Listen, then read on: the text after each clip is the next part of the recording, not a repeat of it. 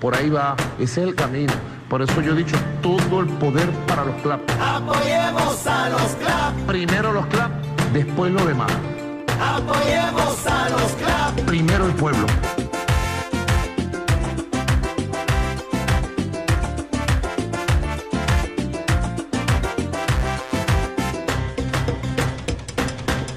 El pueblo ya lo comenta, la gente lo dice ya, que para vencer esta guerra, apoyemos a los CLAP. El pueblo ya lo comenta. Bueno, compatriota, a mí me toca compartir con ustedes algunas reflexiones relacionadas con un tema que es el poder popular, es el nuevo poder popular, es el poder constituyente. Y quiero iniciar esta reflexión con algunas premisas. La primera de ellas, antes de 1999, cómo se concebía el poder popular, cómo se concebía el pueblo. Luego, en el debate de la Constitución del 99, es decir, en la Constituyente del 99, cómo se concibió el poder popular. Y de allá para acá, con el desarrollo de la Constitución y el desarrollo del gobierno bolivariano, cuál ha sido la evolución y el desarrollo del poder popular. Esos son tres elementos esenciales. Antes del 99 se separaba al pueblo de los políticos y al pueblo se le llamaba sociedad civil, que era la sociedad burguesa. Se hablaba de sociedad civil. Y a los políticos se hablaba de la clase política. Había la sociedad civil y la clase política, así como había los militares y los civiles, había los políticos como una clase, se le definía y se le definía al resto del pueblo como sociedad civil que correspondía a una élite del pueblo, que era la sociedad civil. Por eso, en la expresión más organizativa abajo, se hablaba de las asociaciones de vecinos. ¿Recuerdan ustedes? La Constitución del 99, ¿verdad? Chávez encontró que no había muy poco nivel de organización. Era el pueblo el que acompañó a Chávez. Era la masa. Pero esa masa estaba poco organizada en sujetos sociales. Poco organizada en sujetos sociales. Y Chávez soñaba con el poder popular, que es el pueblo con conciencia, organizado y movilizado. Aquello era una masa que seguía a Chávez. Había poco nivel de organización.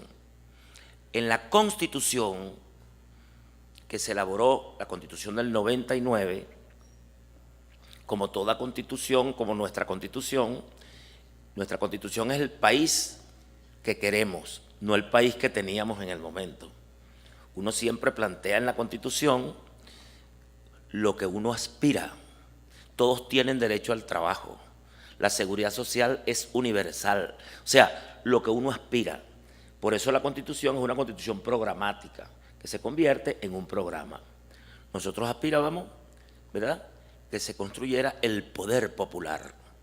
Y fuimos hasta plantear el poder constituyente con rango constitucional. Y ese poder originario se depositó en el pueblo. Vean. Y se dio una definición del modelo democrático que queríamos para ir hacia la construcción de ese poder popular.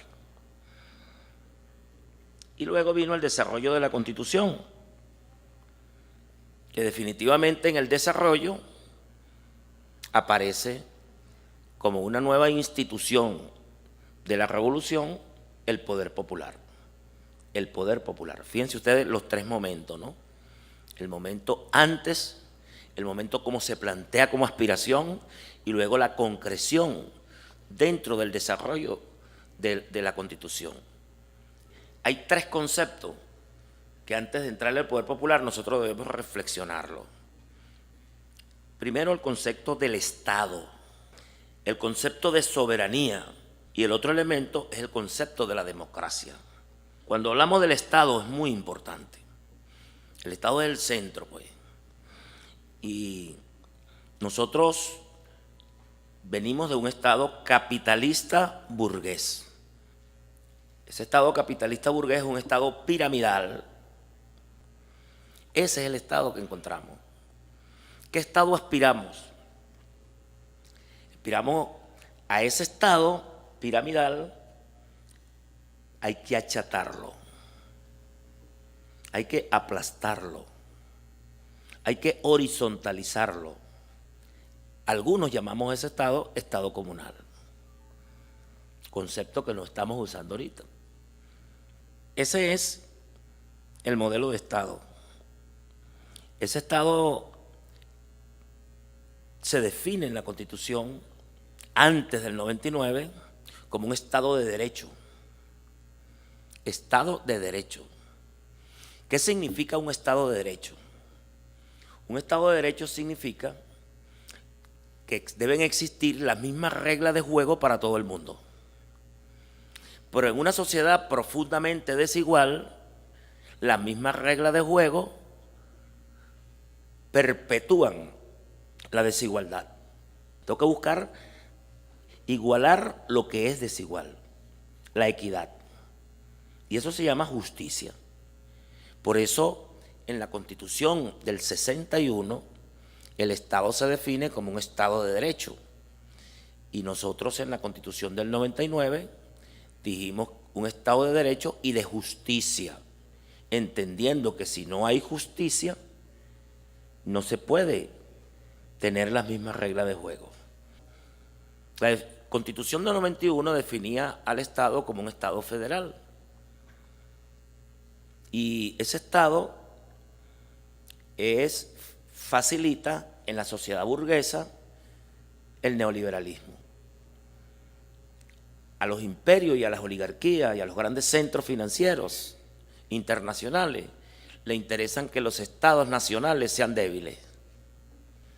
Y entonces, cuando discutimos el Estado, nosotros dijimos, Chávez nos dijo, hay que crear un nuevo federalismo. Y ese nuevo federalismo, un concepto que yo quiero que nos lo acuñemos, es la concepción de un Estado nacional fuerte, pero profundamente democrático. Que el Estado fuerte sea capaz de compartir con el pueblo, ¿verdad?, desde el punto de vista del poder político, el poder económico, el poder social y el poder cultural. ¿Cuál es la limitación? Lo describimos, pero ¿cuál es la limitación? Que pueblo es un término genérico de masa. Ese pueblo tiene que estar organizado, con conciencia, con capacidad de movilización por sectores sociales, para crear los sujetos sociales. Tenemos que crear sujetos de descentralización. Por eso el sujeto social no es lo mismo que la masa del pueblo. Ese sujeto social tiene que tener capacidad jurídica, pero tiene que tener capacidad técnica, tiene que tener capacidad administrativa, tiene que tener capacidad para comportarse como si él es el Estado y relacionarse directamente con el Estado. Son los llamados sujetos sociales. Chávez no tenía los sujetos sociales. Y en la Constitución, como aspiración programática, nosotros colocamos el sentido de cómo darle vida a los sujetos sociales. Y se estableció en la Constitución cómo crear esos sujetos sociales como sujetos de descentralización. Por eso, cuando se habla del Estado, siempre nosotros, el Estado que concebimos es un Estado central, nacional, fuerte, pero profundamente democrático. Eso implica que está la concepción del Estado, pero el sujeto fundamental que es el que tiene el papel protagónico, que es el pueblo, tenemos que darle las capacidades y la organización y los niveles de conciencia para tener lo que se llama el poder popular. Luego está el concepto de soberanía. El concepto de soberanía es el que nos va a dar a reafirmar dónde reside la soberanía, quién ejerce la soberanía, cómo ejerce la soberanía. Se habla del soberano, el pueblo. Con Chávez fue que comenzó a popularizarse el concepto de el soberano, el soberano, el soberano. La Constitución anterior del 61, nosotros encontramos que en su artículo 4 se define la soberanía. Y allí se dice, los maestros le decíamos a los muchachos en la escuela, la soberanía reside en el pueblo, quien la ejerce mediante el sufragio, a través de los órganos del poder público. ¿Cómo ejerce la soberanía el pueblo? Votando. Y cuando vota, deposita su soberanía en el representante. De allí el concepto de una democracia representativa. Porque el órgano del poder público que yo estoy eligiendo, yo le hipoteco mi soberanía. Al momento que lo elijo, le doy la soberanía y me voy sin soberanía. Y vengo 5 años después, o venía, y le decía, búscame mi soberanía ahí. Me la daban llena de telaraña, la limpiaba, la volvía a utilizar y me volvía ahí sin soberanía. Se hipotecaba la soberanía. Lo que él haga en esos 5 años, lo hace a nombre mío. Y yo no tengo nada que opinar. En la Constitución del 99, ese artículo, que es el cuarto en la del 61, es el artículo 5º, muy importante. Allí se plantea que la soberanía reside intransferiblemente en el pueblo.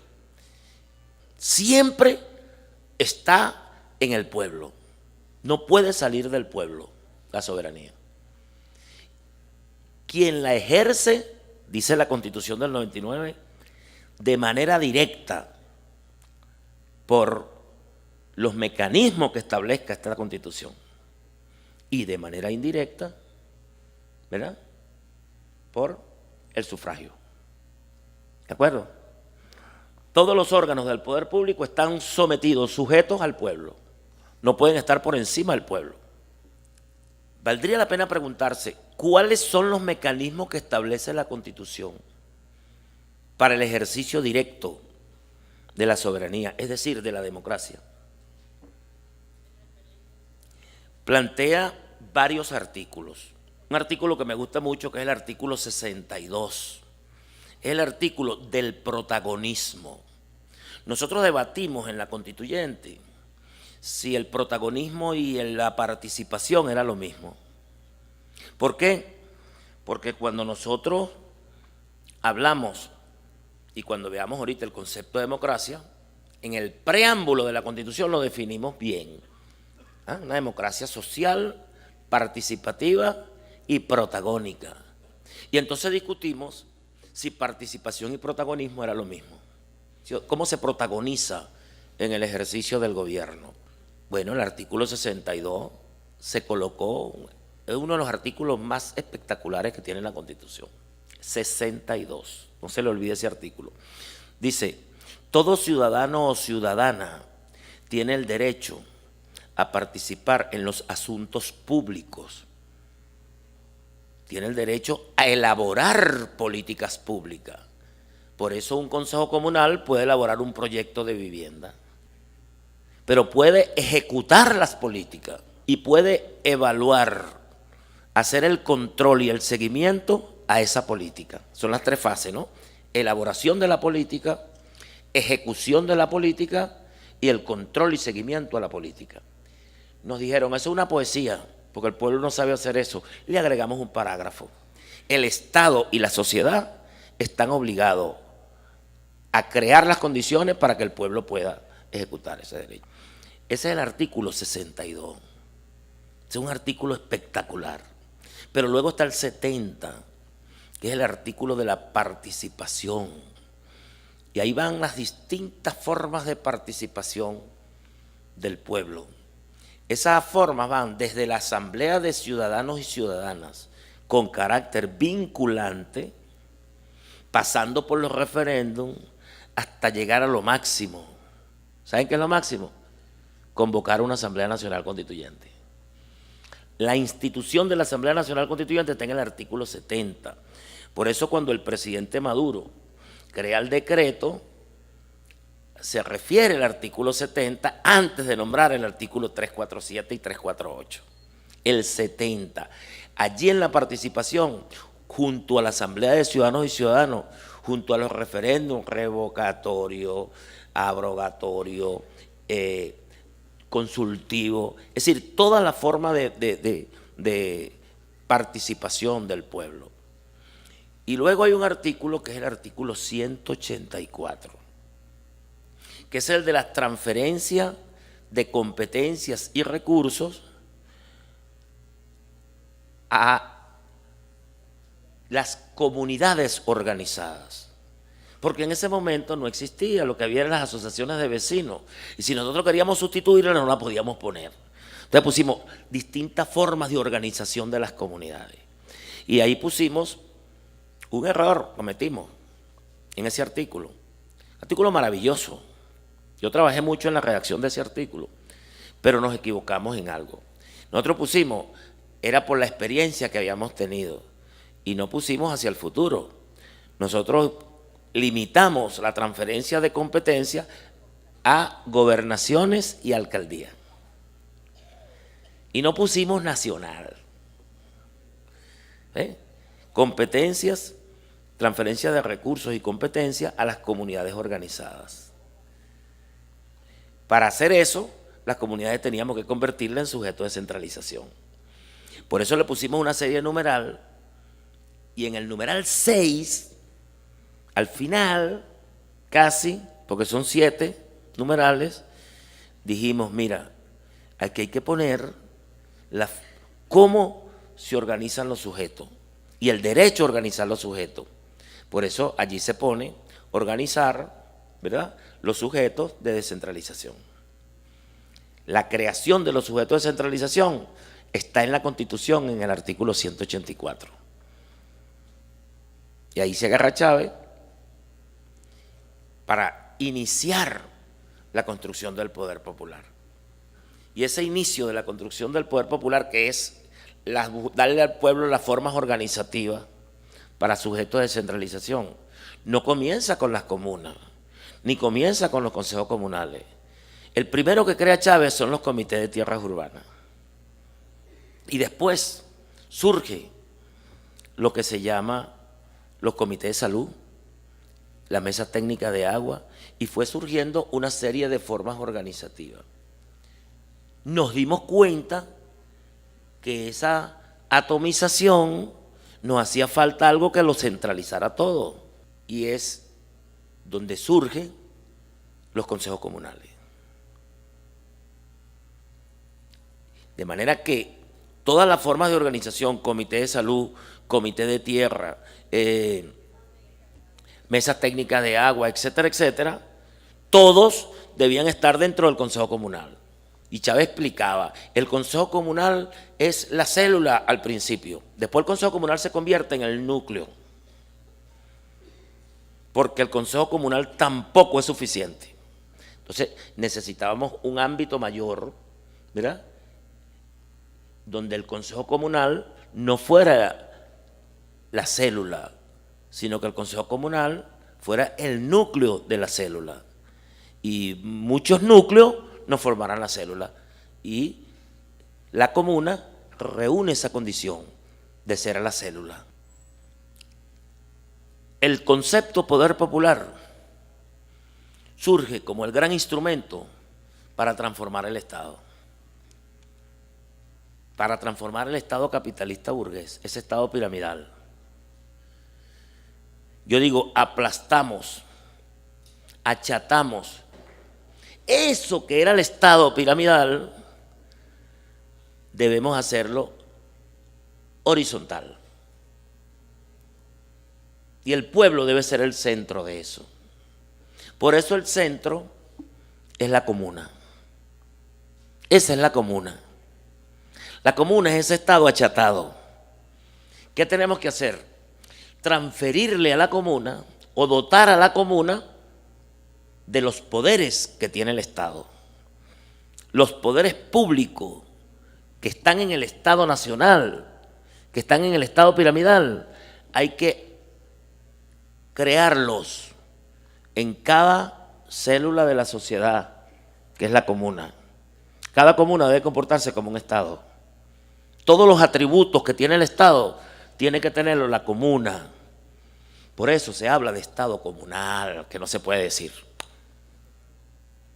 ¿Por qué? Porque eso conlleva a transformar la estructura del Estado, a que desaparezcan las instituciones burguesas que conforman el Estado. Todas las instituciones tienen que ser a nivel de la comuna. Ahorita nosotros estábamos trabajando un trabajo que inició Erika, pues, y continuó Isi, que era el de los municipios comunales, era completar un municipio de comuna. Tenemos 35, María Cristina, completico así, pero podemos hacerlo en una ciudad y decir, esta es una ciudad comunal. Tenemos que seguir trabajando, que no quede un espacio sin que esté dentro de la estructura. Y luego hay que ir fortaleciendo. Ahora, esos son procesos. Y fíjate, el presidente nos dijo ahora, vamos hacia el socialismo territorial. Hay que territorializar las políticas sociales. No podemos consejo comunal por consejo comunal por consejo comunal. Entonces ya se saltó a los corredores de Barrio Nuevo, Barrio Tricolor, que son 250. Todos los urbanismos nuevos de la Misión Vivienda, todos los ASIC, que son como 600, que son los espacios de salud, ¿verdad? Entonces los ASIC, los urbanismos, las bases de misiones, que son 1100 y pico, bases de misiones, urbanismo, corredores de Barrio Nuevo, Barrio Tricolor, los ASIC. Y luego se han ido creando nuevas instituciones. Hay 2 que son espectaculares. Espectaculares. Una que se llaman los CLAP y otra que se llaman los CPT, que tenemos que fortalecerlo. ¿Por qué? Porque nosotros seguimos teniendo a los trabajadores con la vieja estructura del sindicato.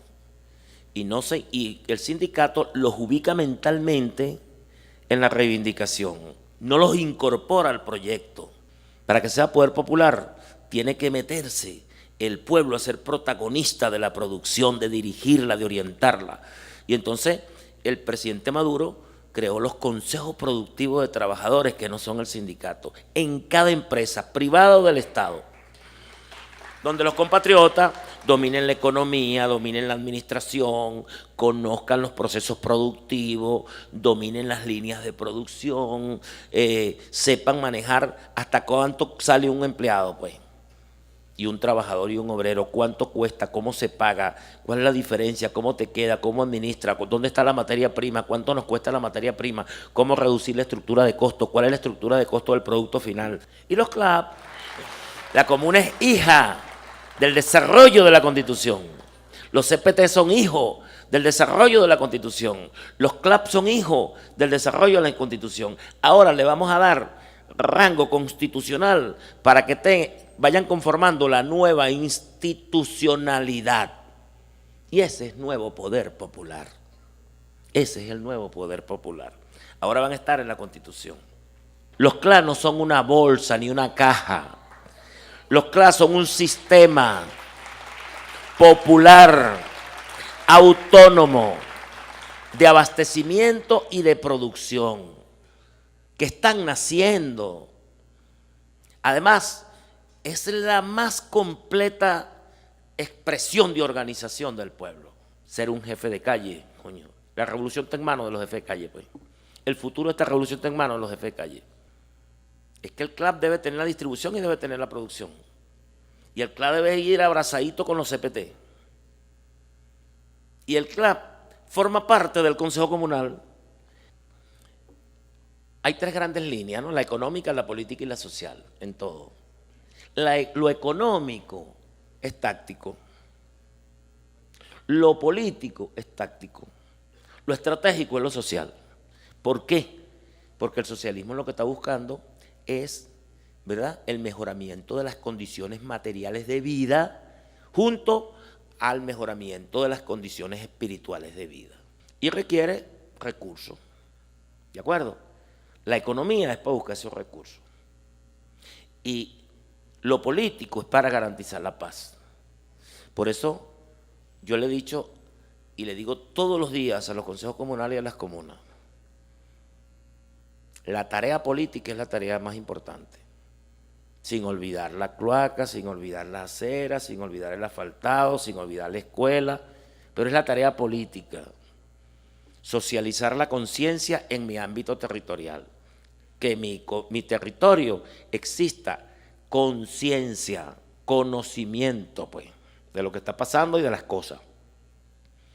Que exista organización, que estemos organizados y que tengamos capacidad de movilización, movilizarnos. Conciencia, organización y movilización son los tres grandes pasos en la línea política. La movilización no solo es para una marcha, para una concentración, que también es, pero debo movilizarme para que la escuela funcione porque tiene malas los baños, o debo movilizarme para que el PAE funcione en la escuela, debo movilizarme para que el CDI funcione, debo estar activo. Ese es el poder popular, asumiendo el protagonismo de verdad y participando y estimulando la participación de los demás. Y eso le va a dar un objetivo táctico. ¿Saben cuál es ese objetivo? El control político del territorio. Consejo comunal que se respete no puede permitir guarimba en su territorio. Comuna que se respete no puede permitir guarimba en su territorio. Y tenemos que trabajar para eso. El Congreso de la Patria es la mejor expresión del poder popular. Reúne los 29 movimientos sociales consolidados en el país y 162 columnas, las columnas que están dentro de cada movimiento social. En definitiva, el poder popular es el poder constituyente. Lo que llevó a Chávez a la convocatoria de la Asamblea Nacional Constituyente fue la necesidad de la paz para un país que venía del 27 de febrero, del 4 de febrero, del 27 de noviembre y que estaba a punto de una guerra civil. Chávez dijo, vamos a convocarnos todos para ponernos de acuerdo y lo que resulte de allí será el modelo de sociedad que va a sustituir al anterior. Hoy hay una situación parecida. Nos encontramos donde el presidente Maduro ha agotado todas las instancias de diálogo. Y ellos se salieron de la política y asumieron la insurgencia armada, el terrorismo. Matan hasta su propia gente. El presidente ha dicho, no puede haber un muerto más, no lo podemos permitir. No quieren el diálogo, vamos a convocar a una instancia superior del diálogo para garantizar la paz. Vamos a conversar con el pueblo. Vamos a conversar directamente con el poder original que está depositado en el pueblo. Entonces aquí se necesita que ese pueblo, expresado en sus sujetos sociales, se expresen en sujetos sociales. Y Chávez lo expresó aquí. Dijo, se creó un capítulo para la constituyente. Ese capítulo para la constituyente fue muy sencillo, lo más sencillo posible, porque el poder originario no se puede regular ni se puede controlar. No le podemos afectar el poder al pueblo. El pueblo tiene el poder plenipotenciario, tiene todo el poder y le vamos a poner 20 artículos, no estamos quitando el poder. Entonces los 3 artículos que tiene el poder constituyente en su capítulo son muy concretos. El que le da el rango constitucional al pueblo como depositario del poder originario. Dice, el pueblo es el depositario del poder originario. Y el pueblo puede convocar, activar ese poder originario, convocando una Asamblea Nacional Constituyente. El otro artículo es cómo se convoca esa Asamblea Nacional Constituyente. ¿Entiende? Y ustedes saben que son 4 sujetos. El presidente de la República, que ya es electo por el pueblo, en Consejo de Ministros. La Asamblea Nacional, que es electa por el pueblo, en las 2/3 partes. Los consejos municipales electos por el pueblo, en cabildo, las 2/3 partes. Y el propio pueblo, con el 15% de las firmas del registro electoral. Y relacionado con nuestro tema, la constituyente, Chávez hubiese querido una constituyente ciudadana, una constituyente popular. La constituyente que Chávez soñaba y quería no era una constituyente de partido. No estamos hablando de los sujetos de centralización, estamos hablando del pueblo depositario del poder originario, y dijimos que ese pueblo así no se puede expresar, sino que ese pueblo debe estar organizado en sujetos, ¿verdad? Entonces, los sujetos sociales en los que está organizado el pueblo deberían estar representados en la Asamblea Constituyente. La Asamblea Constituyente, la mejor Asamblea Constituyente es la que los diputados constituyentistas surjan de los distintos sujetos sociales que conforman el poder popular. Esa es la verdad. Esa es la Asamblea Nacional Constituyente. Chávez no pudo hacerla porque los niveles de organización eran muy bajos, e impuso Chávez por su liderazgo a los indígenas. Yo se lo decía a mis compatriotas afrodescendientes. No, que nosotros no tenemos el nivel, deberíamos tener un censo, deberíamos tener los mecanismos, porque para tú incluirte tiene que tener un registro histórico que no genere duda en todos los que van a participar. Vean por qué es importante la organización. A mis compatriotas afrodescendientes, no estamos contados, hermano. Nosotros nos metimos en el censo y no logramos la campaña como para que la gente se reconociera en cantidad que somos, pues. Los compatriotas de la diversidad sexual no están contados. Las comunas son un registro. Cada consejo comunal se registra. En las comunas hemos podido hacerlo por comuna y tenemos 700.000 voceros. Por consejo comunal, casi 3 millones. Casi 3 millones tienen los consejos comunales de vocería. Y hemos podido hacerlo por las actas de votación para elegir a los voceros, que son como 5 millones, 7 millones y pico. Aquí está el 347, ¿verdad? Como lo expliqué, el 348. Y el 349 dice nada más y nada menos: el poder de la Asamblea Nacional Constituyente es plenipotenciario. Ni el presidente ni ninguna poder público puede estar por encima de la Asamblea Nacional Constituyente, del poder constituyente. Nadie. Ahora, todo revolución es permanente. Chávez hablaba de la revolución en la revolución. Pero Marx decía, la revolución es como una espiral que gira sobre sí mismo, en el mismo sentido, pero nunca en la misma órbita, pues. Nunca en la misma órbita. En el mismo sentido, en la misma dirección. No podemos cambiar la dirección del proyecto. Vamos en el mismo proyecto y vamos girando y girando, pero cada órbita es más amplia que la otra. Alfredo Maneiro decía que la revolución es como el horizonte. Usted va en el mar, ve el horizonte y mientras más se acerca, más se le aleja.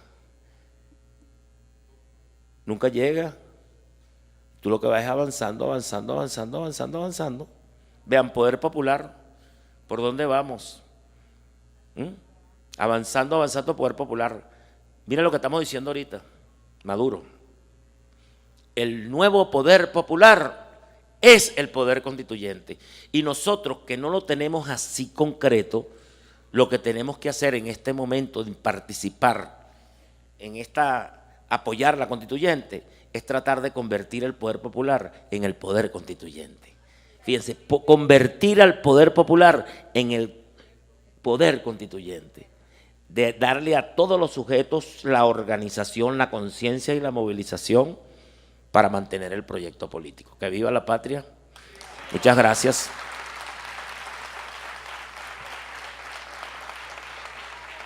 Que viva nuestro comandante eterno Hugo Chávez. Que viva su hijo, el presidente obrero Nicolás Maduro.